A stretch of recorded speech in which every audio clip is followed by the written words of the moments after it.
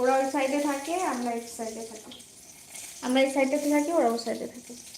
সব কিছু দেওয়া না, সব কিছু একই।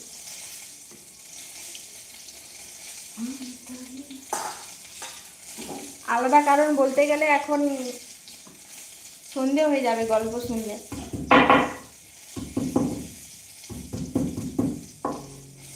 কারণ আমার তো লাভ ম্যারেজ, তাই আমাকে আমার শ্বশুরবাড়ি কেউ মেনে নেয়নি, বুঝলে।